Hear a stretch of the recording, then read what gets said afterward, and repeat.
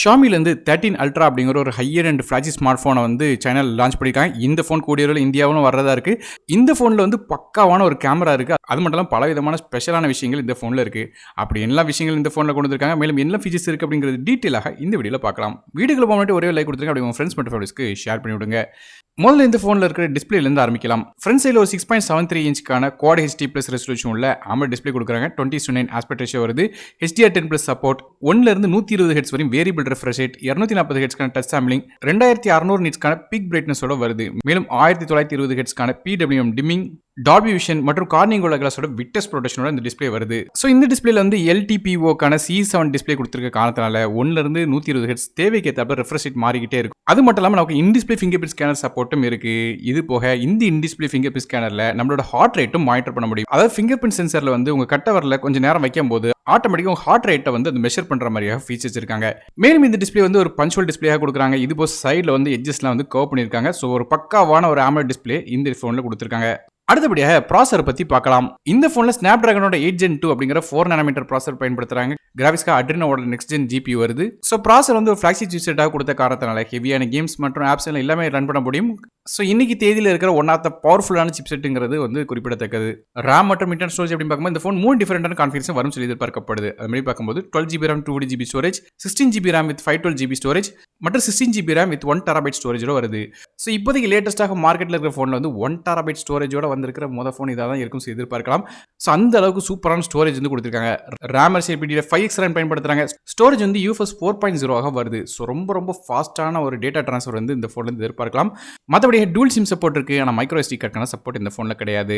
இந்த ஃபோன் வந்து Android 13 base பண்ண MIUI 14 இன்டர்ஃபேஸ் ரன் ஆகுது. மேலும் கேமிங் அது போக இன்டென்சிவான டாஸ்க் வந்து ரன் பண்ணும்போது ஃபோன் ஹீட் ஆகக்கூடாதுங்கிறக்காக இதில் வந்து லூப் லிக்விட் கூலிங் டெக்னாலஜி கொடுத்துருக்காங்க. குறிப்பாக நார்மல் வேப்பர் சேம்பரை கம்பேர் பண்ணி பார்க்கும்போது முந்தைய கட்டிலும் 3 மடங்கு அதிகமான கூலிங் வந்து இதில் கிடைக்கும் சொல்லியிருக்காங்க. அடுத்தபடியாக ஃபோனோட பேக் சைடில் உள்ள கேமராஸ் பற்றி பார்க்கலாம். பேக் சைடில் நமக்கு வந்து 4 கேமரா கொடுக்குறாங்க. 4மே பக்காவான கேமரா. மொதல் கேமரா வந்து ஒரு 50 மெகாபிக்சலுக்கான சோனியோட IMX989 அப்படிங்கிற சென்சர் கொடுக்குறாங்க. அதாவது இது ஒரு 1 இன்ச் சென்சராக வருது. ஸோ 1 இன்ச் அப்படிங்கும்போது எவ்வளோ பெரிய சென்சருங்கிறத நீங்கள் யோசிச்சு பார்த்துக்கோங்க. ஸோ ஒரு ஹை குவாலிட்டியான இமேஜஸ் வந்து ஃபுல் ரெசல்யூஷனில் கேப்சர் பண்ண முடியும். அது மட்டும் இல்லாமல் வேரியபிள் ரெஃப்ரெஷ் ரேட்டோட வருது. அதாவது f1.9லேருந்து f4.0 வரையும் தேவைக்கு ஏற்றாப்புல ஆப்பர்ச்சரை மாற்ற முடியும். இது போக ஹைப்பர் ஆப்டிகல் இமேஜ் ஸ்டெபிலைசேஷன் சப்போர்ட்டும் கொடுக்குறாங்க. அதனால அது ஷேக்கே ஆகாத அளவுக்கு தெளிவான வீடியோ எடுக்க முடியும். அது மட்டும் இல்லாமல் நமக்கு 8Pக்கான ஆஸ்பெரிக்கல் லென்ஸ் கொடுத்துருக்காங்க. ஸோ ஒரு குவாலிட்டியான வீடியோ மற்றும் ஃபோட்டோஸ் வந்து எதாவது எடுக்க முடியும். குறிப்பாக சொல்லணும்னு கேட்டிங்கன்னா 6 வகையான ஃபோக்கல் லென்த் வந்து நீங்கள் மாற்றிட்டே இருக்கலாம். இது போக லைக்கா ஆப்டிக்ஸோட சப்போர்ட்டும் இருக்குது. ஸோ இமேஜ் வந்து அந்த அளவுக்கு பல விதமான ஃபில்டர்ஸ் எல்லாம் வந்து பயங்கரமாக யூஸ் பண்ணலாம். ரெண்டாவதாக வந்து ஒரு 50 மெகாபிக்சலுக்கான சோனியோட IMX858 அப்படிங்கிற சென்சர் கொடுக்குறாங்க. இது வந்து 122 டிகிரிஸ்க்கான அல்ட்ராவைட் சென்சராக வருது. மேலும் மூணாவது கேமரா ஒரு 50 மெகாபிக்சலுக்கான டெலிஃபோட்டோ லென்ஸ் கொடுக்குறாங்க. இதுவுமே அதே சோனியோட IMX858 அப்படிங்கிற சென்சரை கொடுக்குறாங்க.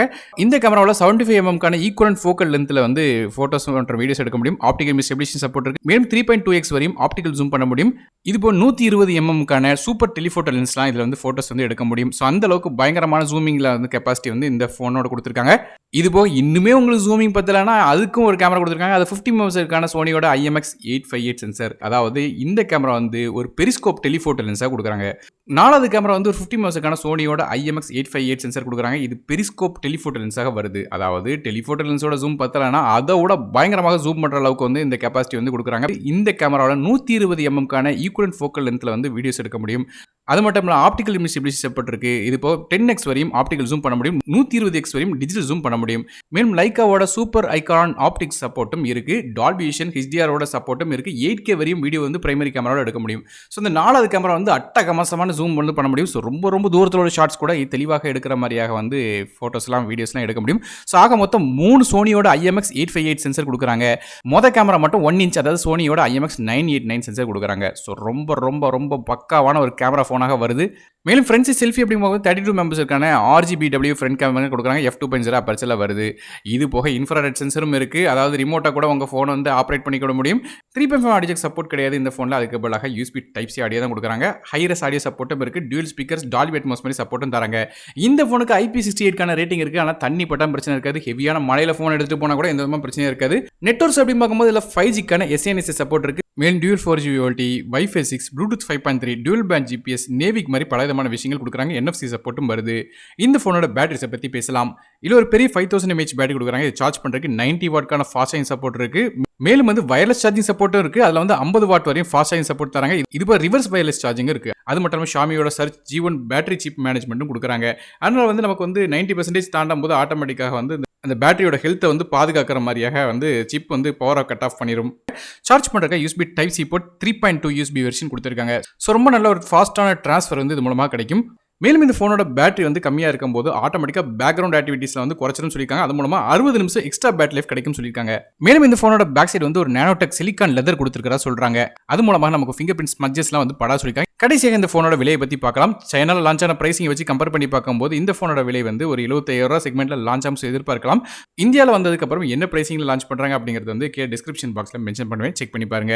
வீடியோ பிடிச்சா ஒரே ஒரு லைக் கொடுத்துருங்க, உங்கள் ஃப்ரெண்ட்ஸ் மற்றும் ஃபேமிலிக்கு ஷேர் பண்ணிவிடுங்க. நானும் டெக் இந்த மற்றொரு சந்திக்கிறேன். நன்றி, வணக்கம்.